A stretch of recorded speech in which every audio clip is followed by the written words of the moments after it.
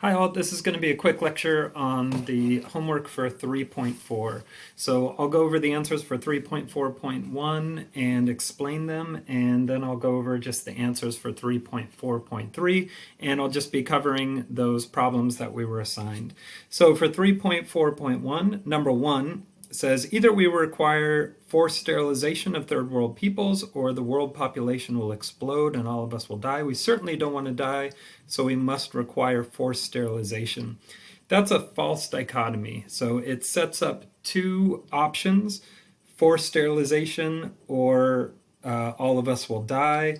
Then it says we don't want one, so we must do the other. That's a classic false dichotomy in that there are other options here besides just the two presented. So it presents two unlikely alternatives, then attacks one and supports the other. That's the form of a false dichotomy.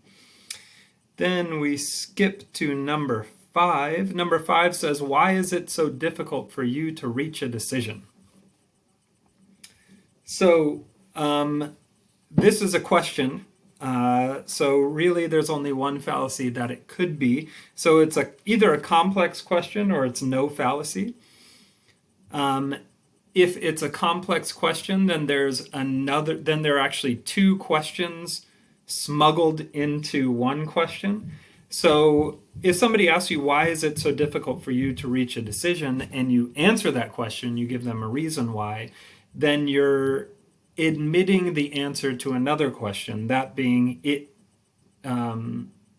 is it difficult for you to come to reach a decision? And you would be answering yes. So if you say, oh, it's because I didn't get a lot of sleep last night, well, you're admitting that it is difficult for you to reach a decision. So that's the fallacy of complex question. There are actually two questions smuggled into that one question. So the way to deal with complex questions, as the video said, was to split them up into the two questions, answer them individually. First, it's not difficult for me to reach a decision, so I don't need to answer why it's difficult, right? So 7, people who lack humility have no sense of beauty because everyone who has a sense of beauty also has humility. This would be an example of begging the question, where the conclusion is just one of the premises slightly restated. So that's one of the 3 varieties of begging the question that we covered. Now we skip down to number 11. Alex, I heard your testimony in court earlier today. Tell me, why did you lie on the witness stand? So if Alex answers why he lied and gives a reason, then he's admitting that he did lie on the witness stand. So this again would be the fallacy of complex question. Skipping down to number 17. Either you marry me right now, or I'll be forced to leave you and never speak to you again. I'm sure you won't want me to do that, therefore you'll marry me right now. So this, again, is a disjunctive syllogism, so an either-or argument, and in this case, both of the options that are given they're not the only options. And then the person attacks one and presents the other as being the only option. So that's going to be the fallacy of false dichotomy. Number 18 has a similar form. Either Meg Ryan or Britney Spears is a popular singer. Meg Ryan is not a popular singer, therefore Britney Spears is a popular singer. So this has the form of a false dichotomy. However, it's actually no fallacy. It's no fallacy because one of the alternatives is undeniably true. So Britney Spears is a popular singer. So it does not commit a fallacy. When one of the options is actually the case, then it doesn't commit the false dichotomy. It's only when neither option is likely to be the case that it's a false dichotomy. 20. Picasso is the greatest artist of the 20th century. We know that this is so because art critics have described him in these terms. Yada, yada, yada, yada.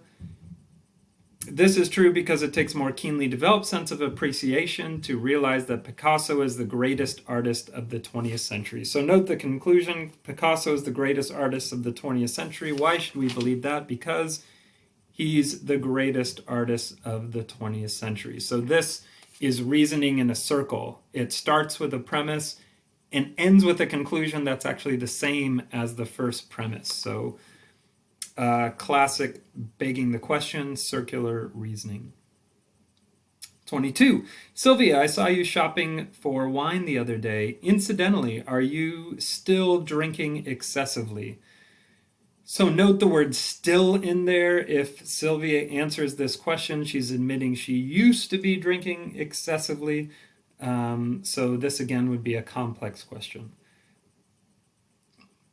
25. Of course, abortion is permissible. After all, a woman has a right to do as she pleases with her own body. This is an example of begging the question. There's all sorts of questions being begged here.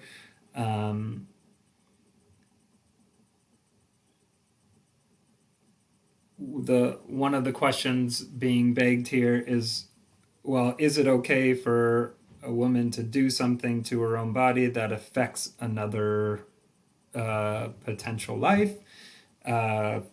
All sorts of things here. That's certainly not going to prove the case about whether abortion is morally permissible or not. All right, so now I'll go over the fallacies now I'll go over 3.4.3, and I'll do it pretty rapid fire. If we get any of the new fallacies, I'll explain. So 1 is ad hominem circumstantial. 3. Oh,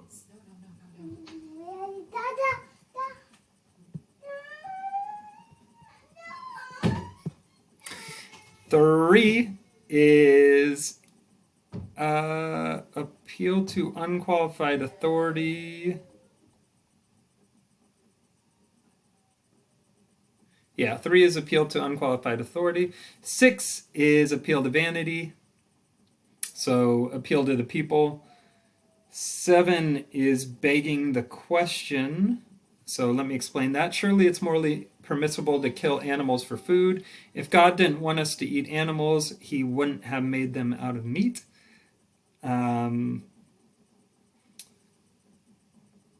Yeah, there's all sorts of premises that are being begged there, or all sorts of controversial premises that are left out of that argument.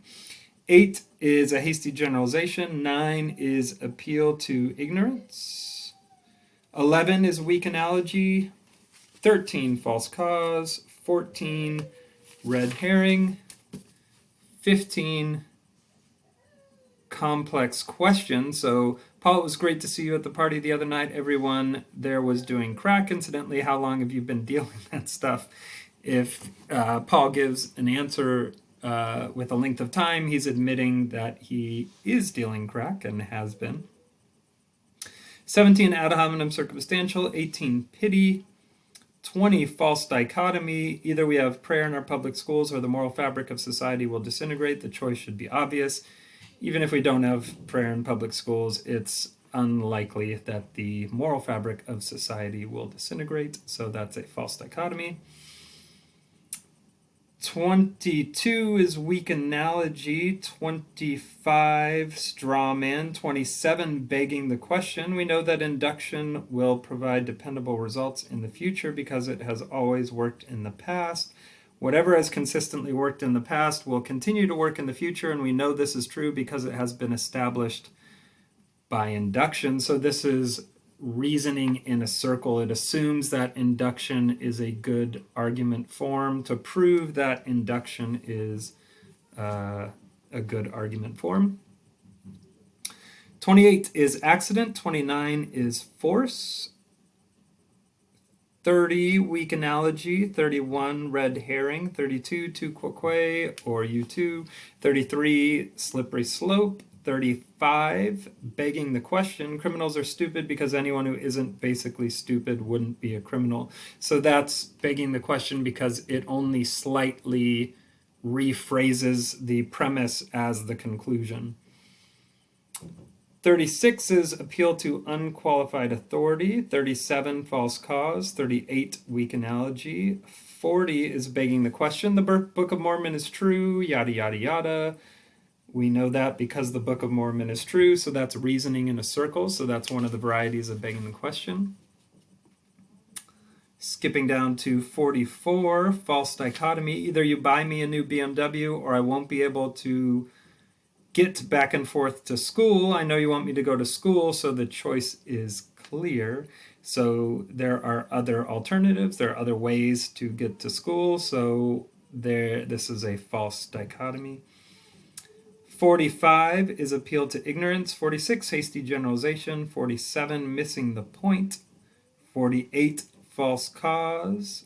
And 50 is a complex question. Are you in favor of the ruinous economic policy of the Democratic Platform Committee? If you say, whether you say yes or no, that's sort of assenting that the Democratic Platform Committee's economic policy is ruinous. So you should split it apart. If you thought that it wasn't ruinous, say, first of all, I don't think it is ruinous. And second of all, I do assent to it, or something like that.